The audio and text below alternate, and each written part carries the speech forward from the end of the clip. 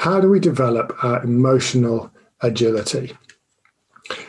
The first thing we need to recognize is the reality of our emotions, that our feelings are real. We are feeling beings. And when we ignore our feelings, when we run from or hide our emotions, that's not going to lead to a positive outcome. And it's important here to understand a little bit about how the brain works. So the hippocampus is the part of the brain that regulates the release of those pleasure chemicals like dopamine, serotonin, and the stress hormones like cortisol and adrenaline.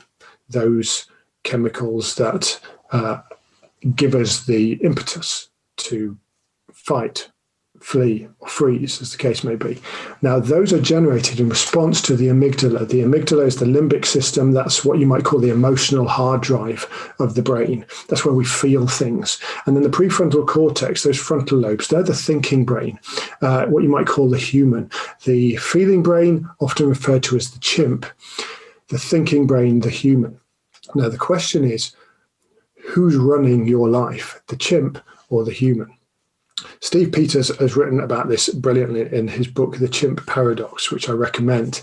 And he talks about the fact that we need to recognize that all information goes to the chimp first. We feel things first. We get a blunt email, somebody cuts us up on the road, we feel it first. Before we process it, before we think it through, before we rationalize it, we feel it. Also, that chimp brain, that feeling brain, is not rational. You can't reason with it. And thirdly, that chimp brain fundamentally is wanting to feel safe, wanting to feel valued. Now, there's a way, a very simple way to identify when you are in chimp mode, when you are allowing your feelings to drive your behavior. And it's to ask yourself this very simple question. Do I want these feelings or thoughts? Do I want to be behaving in this way? If the answer to those questions is no, then you're in chimp mode. Your feelings are driving what you're doing. Now, your chimp is not in charge. You can override your chimp. And this is the skill involved in developing emotional agility, is learning to manage that feeling brain. How do you do that? Well, we need to develop our emotional vocabulary. You see, often we talk in very blunt terms about our emotions, or we don't talk about them at all. And particularly that can be the case for men. I know I'm a product of that generation that was taught to man up, to not show your emotions, that big boys don't cry, as if demonstrating or showing emotion was to show weakness. And that's ludicrous, that's ridiculous, and that's directly linked to some of the frightening statistics around male suicide in this country at the moment. Becoming more emotionally agile is about becoming more comfortable expressing our emotions and giving terminology, giving vocabulary to those emotions. So often we talk in very blunt, broad terms. I'm feeling anxious, I'm feeling angry, I'm feeling bad, I'm feeling sad, when actually there's a whole range of emotions underneath those umbrella terms. So anxiety comes in different forms. You may be feeling afraid or confused or stressed or worried or cautious or nervous. These are all slightly different things. And having that vocabulary will help you to become more articulate in putting your finger on what you're feeling and expressing that. Fundamentally, the chimp needs to express itself. That emotion needs to get out. And what those emotions will usually be telling you is they'll be telling you about which of those 6 psychological needs are not being met. When those psychological needs are not being met, that will express itself in emotion.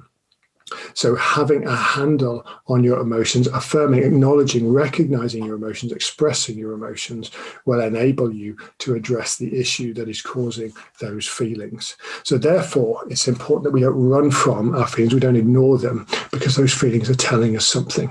Johann Hari is a journalist and author. He's written a book called Lost Connections, and he talks in the introduction to his book about a time he was in Vietnam and he suffered severe food poisoning.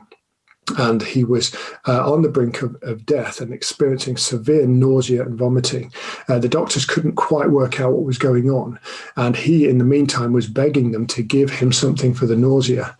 They were about to do so when one doctor stepped in and said, "No, we need your nausea. Your nausea is a message. It's telling us what's wrong with your body." And that's a critical insight to understand. Our pain, whether emotional or physical, is a message. It's telling us something. And if we can be alert to those messages, then we can address the issue that it's causing. He tells the story of a farmer, a rice farmer, who lost his leg on a hidden landmine in Cambodia, working in the paddy fields. And as a result of this, in the months that followed, he suffered extreme depression, couldn't get out of bed, was crying most of the day, and wanted to end his life. The local doctors in the area kind of got together, how can we help this man? This was before the time that Western antidepressants were available. They ended up going to the man. They talked to him. They found out about his pain, about why he was feeling that extreme depression. And obviously the fact that he could no longer function on his farm effectively, the standing in water was causing extreme pain, that loss of purpose and achievement therefore, and the lack of community as a result, lack of autonomy, helped them understand what he needed to address that depression. And so they prescribed the treatment, and the treatment was to buy him a cow. You see, now, instead of therefore relentlessly pursuing life as a rice farmer, he could become a dairy farmer. Instead of therefore experiencing that lack of achievement, the pain involved in that, the lack of autonomy, the feeling of failure, the lack of purpose, he now had a new purpose. He had the ability to achieve, the ability to progress, and those basic psychological needs were being met, and that addressed the depression that he was feeling.